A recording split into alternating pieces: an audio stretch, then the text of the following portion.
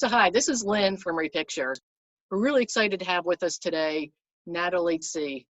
Now, Natalie is a structural engineer in California. She has about 20 years experience. But Natalie also is part of the leadership of the Structural Engineering Engagement and Equity Program. We heard these terms about diversity and inclusion. Can you kind of explain the difference between those two terms? Definitely. So whenever we talk about diversity, we talk about a population. And so for structural engineering, the SE3 project, we're really just talking about the demographic of all the people who are practicing structural engineering in the profession. And so when we say that that group is diverse, we say that there are splatterings of many different representations of minorities and majorities, whether that means gender or ethnic or race or sexual identity or sexual orientation. And I'm sure I've missed a couple things such as religion and other things that you identify as like people's values and their personalities. And then when it comes to inclusion, it's really about feeling included, feeling like you belong. And something as simple as, being in an office where there's maybe 2 female engineers in an office of 30. Those 2 women will feel isolated, and whether they get along or not, at some point they will start to notice that people talk differently around them, and so whether they get invited to the same functions, that's one way that they'll feel like they don't belong. Another observation that we've made is that people of visible minority class or groupings tend to want to prove that their capabilities or proficiencies are just equivalent as the non-minority. And so the tendency is that those individuals may end up working longer hours to make up that gap, the opportunity gap, and they just want to prove themselves. And that has both positive and negative consequences. Obviously, the positive consequences that you start to advance in your career. And we've actually noticed that women tend to advance faster than a lot of men in structural engineering profession. But the trade-off is that you have poor work-life balance. You stress out a lot more. If managers start to notice that you're willing to do more work, then they'll just pile on the work to the same person who is willing to do the work so that they can continue to advance. So there's being aware of that, and where you draw the line is important. So we talk about giving people opportunities to advance, to develop. It's important to kind of, early on in your career, you may not have too many opportunities to disagree, like with the project assignments. But over time, as you develop proficiency, you need to learn to advocate for yourself in the types of projects that you're working on. If you find yourself being pigeonholed into a specific role or task, or a specific type of building or sector, and you don't see yourself advancing, that's it's worth it to speak up about it. And the good thing about our work culture nowadays is that people are moving away from the annual performance review. And the problem with the annual performance review is that it's just this, you check in and then you get from some certain advisors a bunch of ideas and advice, and they usually pat you on the back and say, good job, keep plodding along. But it also lends to kind of a little bit of toxicity in the sense of there's not enough transparency in the day-to-day ways that you can improve. So we're moving away from the performance reviews to more regular check-ins. And I really encourage people, if your firm doesn't have that culture to make that request. Can you have a check-in with your direct supervisor to get feedback, not just on your work, but how you communicate, your requests for opportunities for different types of projects. That's when those types of conversations can happen. And if they're set up in a consistent fashion, then it's easier for you to facilitate and then to go through that process of expressing your wishes. I would say that a lot of the tools that we aren't equipped with coming out of school is having difficult conversations. So how do you train yourself to have that difficult conversation about your pay gap, your pay equity? You know, how do you say, hey, I don't think I'm getting paid as much as Tommy, who has fewer years of experience than me. How do you even bring that up? Or how do you bring up the fact that Johnny gets to work on this high end level of analysis where you're just working on the same type of cookie cutter, you know? So acknowledge where your opportunities are, and be aware and have regular check-ins. You need to lubricate those skills every so often. And that'll make you a better engineer, I think. Talk about companies can basically move to this more consistent feedback versus annual feedback. Are there other things that you think would be best for companies to do if they want to be more engaging, more inclusive? You know, other suggestions for companies? I think regular staff meetings are helpful. Sometimes people, like I said, people get busy and you put those things on the back burner. I think the nice thing about like all company staff meetings is that it integrates people who aren't necessarily working on the same, like they're not working on the same projects together.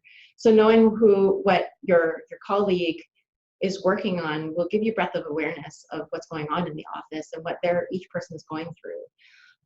And I think that kind of is a big part. It helps improve the inclusivity in your office.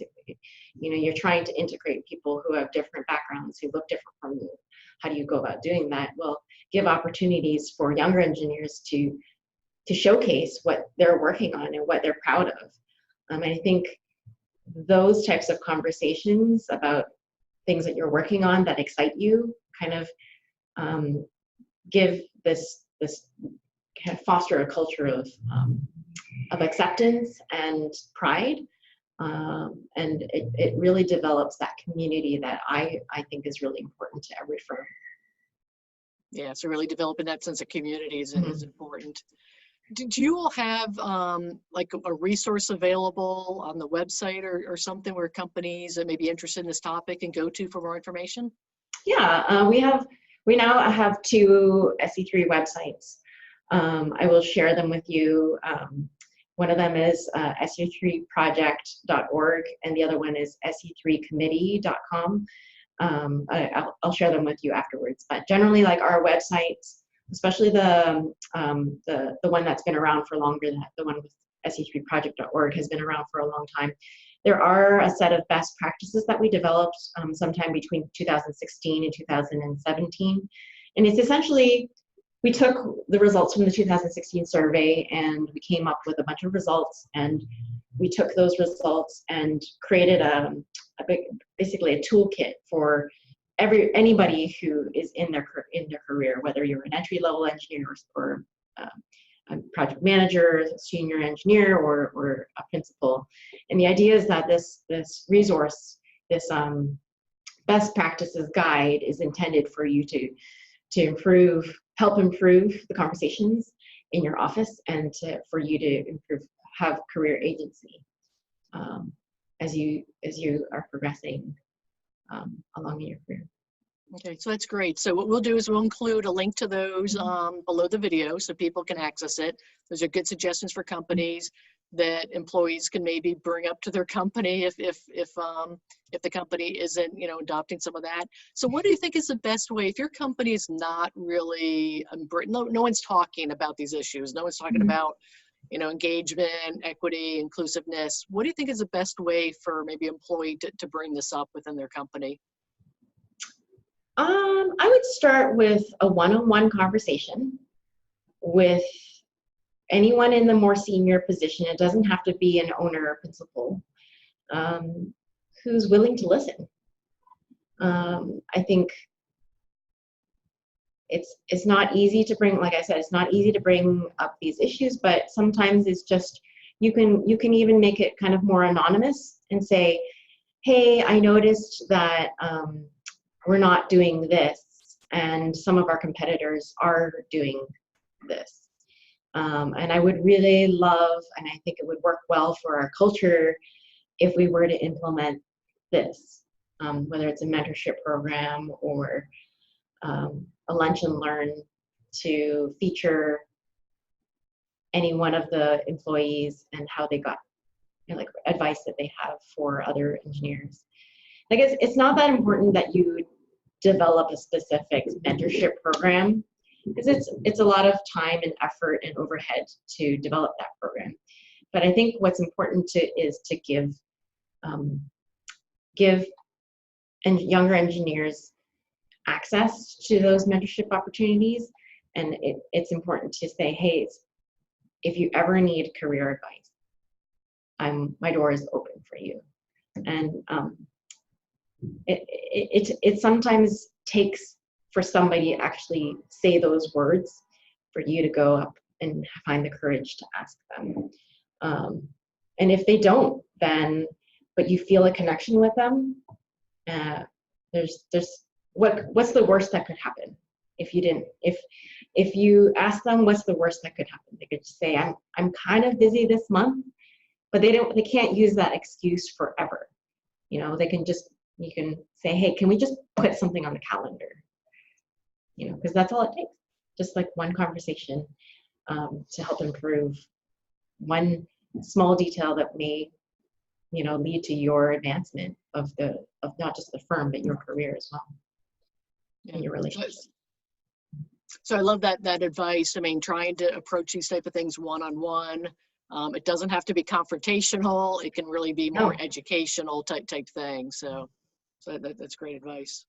And in our profession, we tend to be a little timid and have a hard time bringing up difficult things. So sometimes, if it means finding another a cohort, somebody else who's experiencing something similar, that is also very effective. And then you can advocate for each other, because that partnership really helps. Yeah, and in my experience, and I assume your experience too, it's not, when people are not being inclusive, it's not intentional. Mm-hmm. It's typically just not thinking about it, not being aware of it. And so, so again, I think if people, bring it, like you said, not confrontational, really just those one-on-one discussions, often, people just like I said, they weren't aware of the issue. Yeah. I just learned a new term that I'll share with you. So we had an event recently, and it was a equity, diversity, inclusion event. It's really our launch. And we had a professional come in and do a little talk and kind of like a keynote presentation for us.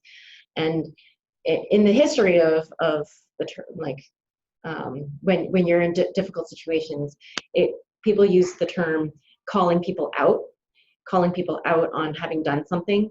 So this particular individual suggested that instead of calling somebody out, you call somebody in. And it's really like acknowledging, you're not confronting, it's just like saying, making them aware that, what they said or did is not really like sensitive to the people who are around them. And so it's really like meant to be, hey, we're in this together, let's collaborate and let's change the tone of what you just said, and then make other people feel better. So I really like that tone. As people are making decisions on which companies to choose, find a company that has values that are well aligned with yours, and ask as many questions as you can of the leaders and people of the same position that you will be encountering, to understand what it's like to work at that firm. That's fantastic advice, and I love that advice to basically just ask the questions of the company as far as what is their their values, because that's probably gonna be the best. Is that the best way to figure that out? I assume, or if you really want to You trigger, have if you to know, ask. Some people don't even put it on their websites. It's not something that's plastered everywhere. And a lot of times people will wear it as pride. And if the principals can't list off their values, there's something wrong. You know, like there has to be something that they consistently value. And then otherwise there are definitely wishes. But, you know, like I think, you know, I lucked out to find a firm that really supported my vision of what a fulfilling career is. And I just hope that more people in our profession and more younger folks will make that effort to do some soul searching before they dive into any commitment in an employment opportunity. yeah. And I know for, especially if the viewers on the video are kind of younger, first job, you know, you're just thankful to have that first job. Yes. But I think you have an important point, is that if you're not, if it's not a company that aligns with your values, you may not want to be continuing in that. And so trying to figure Exactly. out, you know, initially, are you aligned? Exactly. I mean, every like you're gonna, you know, young engineers are going to be given maybe one or two, maybe five employment opportunities, and you acknowledge that the first one you take isn't always going to be the golden nugget. You know, you just move on, and you appreciate what you learned and keep those relationships positive. You don't burn bridges or structures of any nature, but you know, you keep those relationships and hang on to what you've learned, and don't take things for granted, because every opportunity is, you know, is prize. And what's your hope for SE3 in the future? Our hope is that we'll just continue to see some changes in engagement and people all reporting positive changes or positive work cultures, and reporting that they really enjoy their career. And like one thing I didn't mention earlier is that if you ask the structural engineering audience how satisfied people are with their careers, 80% said they were either very satisfied or satisfied. So it's a great profession. I think there is definitely areas of improvement, and I think like any profession, it's important to acknowledge when you're losing talent, and what you can do better to retain those people so that they'll continue to want to work in that career for a longer time, or until they retire.